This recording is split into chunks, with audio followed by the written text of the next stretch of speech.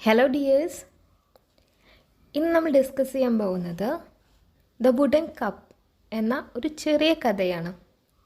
ഈ കഥ എഴുതിയിരിക്കുന്നത് ഡൊമിനിക്കോ വിറ്റോറിനി എന്ന റൈറ്ററാണ്. ഡൊമിനിക്കോ വിറ്റോറിനി ജനിച്ചത് 1892 മരിച്ചത് 1958. അദ്ദേഹം ഒരു ഇറ്റാലിയൻ റൈറ്ററാണ്, പ്രൊഫസറാണ്. ജനിച്ചത് ഇറ്റലിയിലാണ്. അദ്ദേഹത്തിൻ്റെ വളരെ ഫേമസ് ആയിട്ടുള്ള ബുക്കിൻ്റെ പേരാണ് the thread of life. The wooden cup എന്നതൊരു ചെറിയ സ്റ്റോറിയാണ്. തൻ്റെ മുത്തച്ഛനെ പരമാവധി സന്തോഷിപ്പിക്കാൻ ശ്രമിച്ച റോബർട്ടിനോ എന്ന ഇറ്റാലിയൻ ആൺകുട്ടിയുടെ കഥയാണ് ഇവിടെ നമ്മൾ ഡിസ്കസ് ചെയ്യാൻ പോകുന്നത്. പ്രായമുള്ള ആളുകളെ നമ്മൾ ബഹുമാനിക്കുകയും സ്നേഹിക്കുകയും ചെയ്യണം. പല കുടുംബങ്ങളിലും ഗ്രാൻഡ് പാരൻസ് ഉണ്ടാവും, വയസ്സായ മുത്തച്ഛനും മുത്തശ്ശിയും എല്ലാം ഉണ്ടാകും. പലപ്പോഴും ചില ആളുകൾ അവരോട് മിസ്ബിഹേവ് ചെയ്യുന്നു, അവരെ സ്നേഹിക്കാതിരിക്കുന്നു, അവരെ അവോയ്ഡ് ചെയ്യുകയൊക്കെ ചെയ്യുന്നുണ്ട്.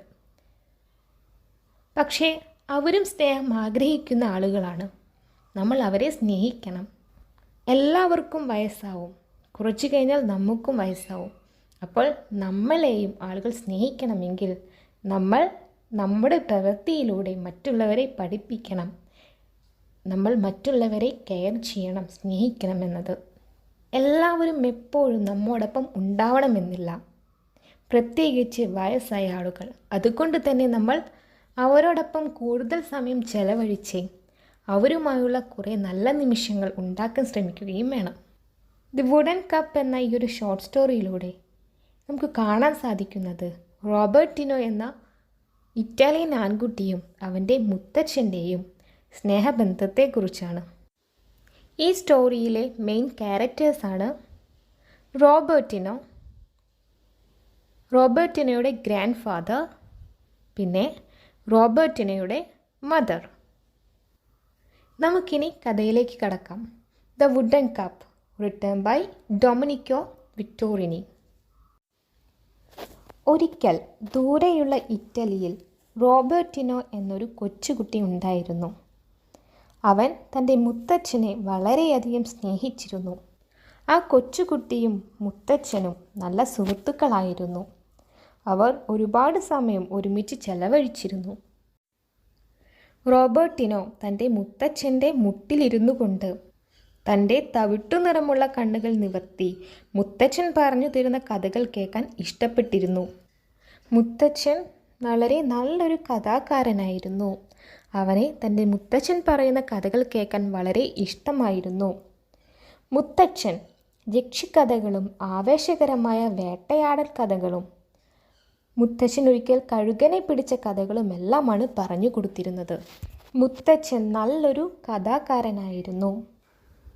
മുത്തച്ഛൻ്റെ കഥകൾ കേൾക്കാൻ റോബർട്ടിനോയ്ക്ക് വളരെ ഇഷ്ടമായിരുന്നു. റോബർട്ടിനോയും മുത്തച്ഛനും തമ്മിൽ വളരെ സ്നേഹത്തിലായിരുന്നു. 3 വർഷം മുമ്പ് മുത്തശ്ശി മരിച്ചപ്പോഴാണ് മുത്തച്ഛൻ റോബർട്ടിനോയുടെ മാതാപിതാക്കൾക്കൊപ്പം താമസിക്കാൻ വന്നത്. റോബർട്ടിനോയുടെ അമ്മയ്ക്ക് മുത്തച്ഛൻ്റെ ഏകാന്തത മനസ്സിലാക്കാൻ കഴിഞ്ഞില്ല. മുത്തച്ഛൻ്റെ കൈ വിറയ്ക്കുന്നത് കാരണം മുത്തച്ഛൻ കയ്യിലെടുക്കുന്ന മിക്ക സാധനങ്ങളും കയ്യിൽ നിന്ന് താഴെ വീണ് പൊട്ടാറുണ്ട്.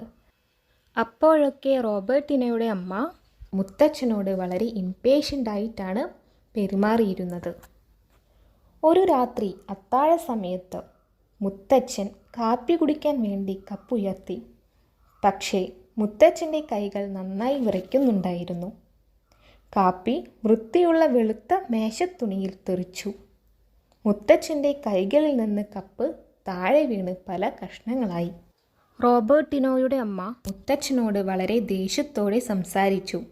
മുത്തച്ഛൻ മറുപടിയായി ഒരക്ഷരം പോലും പറഞ്ഞില്ല.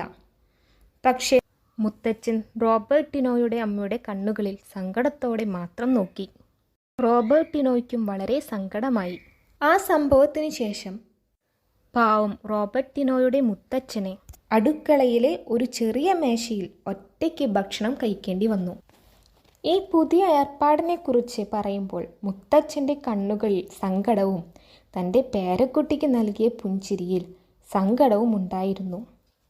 റോബർട്ടിനോ അത്താഴം കഴിച്ചു കഴിഞ്ഞാൽ താൻ വളരെയധികം സ്നേഹിച്ച മുത്തച്ഛനോടൊപ്പം ഇരിക്കാൻ അവൻ അടുക്കളയിലേക്ക് വേഗം ഓടി വരുമായിരുന്നു. സമയം കടന്നുപോയി.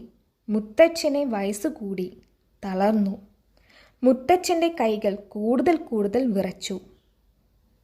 ഒരു രാത്രിയിൽ മുത്തച്ഛൻ അടുക്കളയിൽ ഒറ്റയ്ക്കിരിക്കുമ്പോൾ അദ്ദേഹത്തിൻ്റെ കൈകൾ നന്നായി വിറച്ചു. അദ്ദേഹത്തിൻ്റെ കൈകളിൽ നിന്ന് സൂപ്പ് കപ്പ് താഴെ വീണു. കപ്പ് പല കഷണങ്ങളായി പൊട്ടി. റോബർട്ടിനോയുടെ മാതാപിതാക്കൾ അടുക്കളയിലേക്ക് ഓടി. വൃത്തിയുള്ള തറയിലൊഴുകിയ സൂപ്പ് അവർ കണ്ടു. റോബർട്ടിനോ അസ്വസ്ഥനായി. കാരണം അവൻ്റെ അമ്മ മുമ്പത്തേതിലും കൂടുതൽ ദേഷ്യത്തോടെ സംസാരിച്ചു. അവൻ്റെ അമ്മ ദേഷ്യത്തോടെ പറഞ്ഞു, മുത്തച്ഛനെ ഒരു മരക്കപ്പ് കൊടുക്കുക മാത്രമാണ് ചെയ്യേണ്ടതെന്ന്. കാരണം മുത്തച്ഛനെ വയസ്സായതിനാൽ തീരെ ശ്രദ്ധയില്ല. അതുകൊണ്ട് തന്നെ അവൾ വീണ്ടും തൻ്റെ പാത്രങ്ങൾ തകർക്കാൻ ആഗ്രഹിക്കുന്നില്ല എന്നെല്ലാം റോബർട്ടിനോയുടെ അമ്മ ദേഷ്യത്തോടെ പറഞ്ഞു. പെട്ടെന്ന് തന്നെ റോബർട്ടിനോ തൻ്റെ അമ്മ കഷ്ണങ്ങൾ തൂത്തുവാരുന്ന അടുത്തേക്ക് പോയി. ഫയർ പ്ലേസിലേക്ക് പോയി. അവൻ കഷ്ണങ്ങൾ ശ്രദ്ധാപൂർവം തിരഞ്ഞെടുത്തു. അവ ഒരുമിച്ച് ചേർക്കാൻ തുടങ്ങി. ഉടനെ തന്നെ ഒരു കപ്പ് മുഴുവനായതുപോലെ തോന്നി. എന്നിട്ട് ഫയർ പ്ലേസിൽ നിന്ന്, അടുപ്പിൽ നിന്ന് ഒരു ചെറിയ വിറകെടുത്ത് ഷേപ്പ് ചെയ്യാൻ, കീറാൻ അല്ലെങ്കിൽ ചെത്താൻ തുടങ്ങി. നീ എന്താണ് ഉണ്ടാക്കിക്കൊണ്ടിരിക്കുന്നതെന്ന് റോബർട്ടിനോയുടെ അമ്മ സ്നേഹത്തോടെ ചോദിച്ചു. റോബർട്ടിനോ പറഞ്ഞു, നിങ്ങൾക്ക് പ്രായമാകുമ്പോൾ ഉപയോഗിക്കാനായി തടി കൊണ്ടുള്ള, മരം കൊണ്ടുള്ള കപ്പാണ് ഞാൻ ഉണ്ടാക്കുന്നതെന്ന്. റോബർട്ടിനോയുടെ അമ്മയ്ക്കും അച്ഛനും അവൻ്റെ കണ്ണുകളിലേക്ക് നോക്കാൻ ലജ്ജ തോന്നി. അവർ മുത്തച്ഛൻ്റെ കൈ പിടിച്ച് അദ്ദേഹത്തിനെ ഡൈനിങ് റൂമിലേക്ക് തിരികെ കൊണ്ടുപോയി. അവർ മുത്തച്ഛൻ്റെ അടുത്തു നിന്നുകൊണ്ട് ഭക്ഷണം കഴിക്കുമ്പോൾ അദ്ദേഹത്തെ സഹായിച്ചു. അന്നു മുതൽ മുത്തച്ഛൻ അടുക്കളയിൽ ഒറ്റയ്ക്കിരുന്ന് ഭക്ഷണം കഴിച്ചിട്ടില്ല. മുത്തച്ഛൻ ഡൈനിങ് റൂമിൽ തൻ്റെ പതിവ് സ്ഥലത്ത് റോബർട്ടിനോയുടെ അടുത്തിരുന്ന് ഭക്ഷണം കഴിച്ചു. റോബർട്ടിനോയ്ക്ക് വീണ്ടും സന്തോഷമായി. അവൻ്റെ മുത്തച്ഛനെ സ്നേഹിക്കുകയും പരിപാലിക്കുകയും ചെയ്യുന്നത് കണ്ട്. സ്നേഹവും ദയയും തൻ്റെ മാതാപിതാക്കൾക്കും യഥാർത്ഥ സന്തോഷം നൽകുന്നതായി റോബർട്ടിനോയ്ക്ക് അനുഭവപ്പെട്ടു. ഇതോടുകൂടി ദ വുഡൻ കപ്പ് എന്ന ഷോർട്ട് സ്റ്റോറി അവസാനിച്ചു.